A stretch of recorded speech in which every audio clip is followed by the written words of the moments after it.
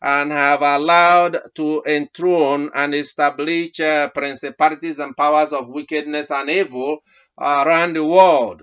And in which case, and then claim and use his name in vain and say God is one that have anointed them, God have elected them, God have chosen them, using the name of God in vain, and they say they must desist from doing so, or they're going to face the consequences. So depending on who the Lord wants to touch, those that decides to act like God and use his name and engage in evil and wickedness, causing violence and waste of blood around the world, and have not changed course. The Lord was then ministering about changing direction, changing course. It's time to scale back. It's like what is happening around in the world when the message, I don't know, 12, 13 years, I don't know how long ago, but a message that was given to the 12, and I don't know who the other ones are, but the only person I remember now, and even then knew heard of, was Pope Francis and President Barack Obama, then as the President of the United States, and in which case the message was given to them about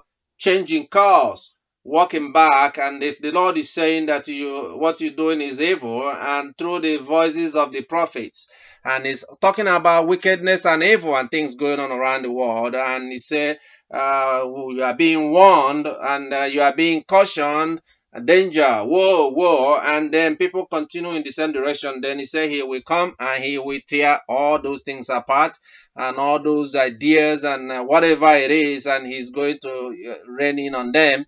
So that is why at a particular point in time, and when you look at what is happening in Nigeria, and at the time and even up till now, and you will see that it is hard to see how God is going to save that place if the course was not changed, and which might also affect the innocent, as we know that what is happening today around the world, whether it's inflation or whatever. These are warnings that the Lord has warned before from this altar, and in which case that even the innocent are suffering from it. So that was why the call came for the youth, for them to act.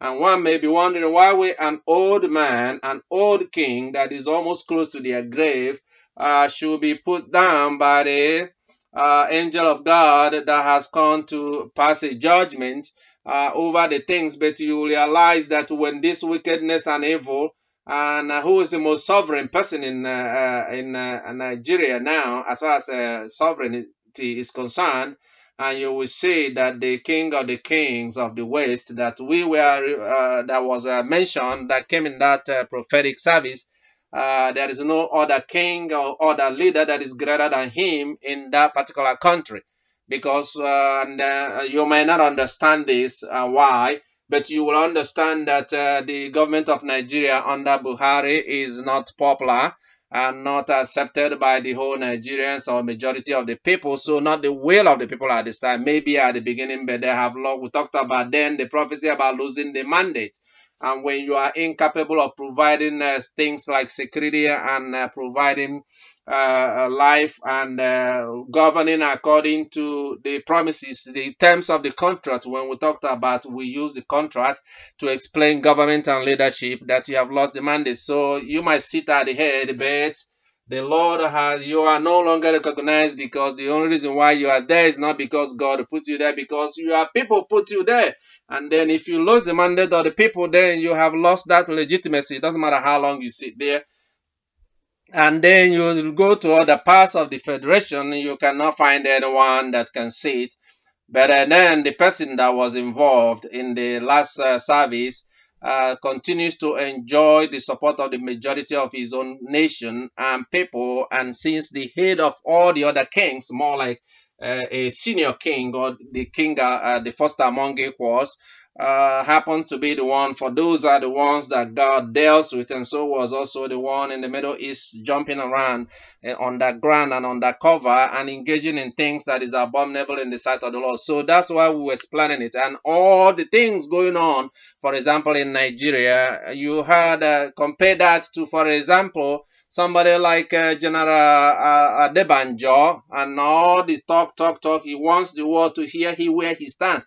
There is an elder man, elder too. Those are the people that formed and created the stronghold and the wickedness and evil that is happening in Nigeria. And as you see, the same politics that is continued to bring violence upon the people of that country continues in the politics of Awolowo and Nnamdi Azikiwe, and you see it play over and over again. So it's like a cycle that has no end or a change of behavior.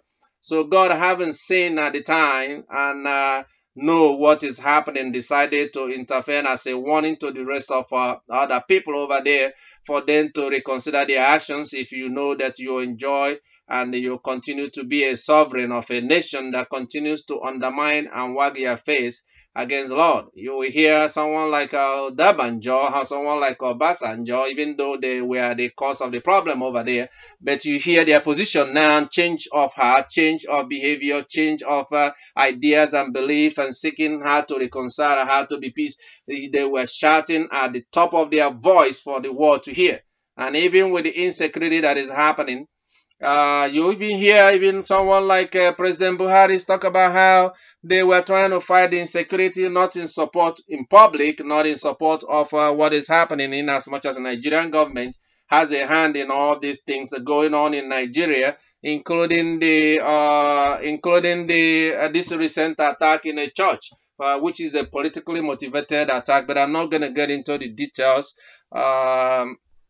Like we say always, that sometimes we hold things back to avoid escalating the situations. But when you look at some of these things are happening over there, you will understand why God is angry and should be angry, and rightly angry, and to act if you fail to act in a manner that keeps you away from destruction.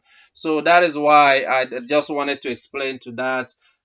For those that are asking, but what did he do? And it's not only about what you did, it's about what you didn't do. Silence in the midst of wickedness is those that open their mouth to say that what is bad is good.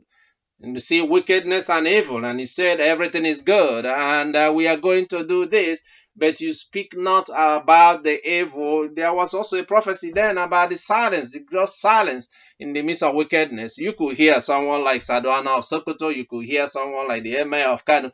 Everybody talks about it, but some people decide to be silent, and those are looking for something and especially by the word they say. If you remember Matthew chapter 12 verse 37, you know the things they say out of their mouth. And again, do not stand in the face of God. Do not, especially for you, the soldiers, never go ahead of God. And if you look at what is happening, He may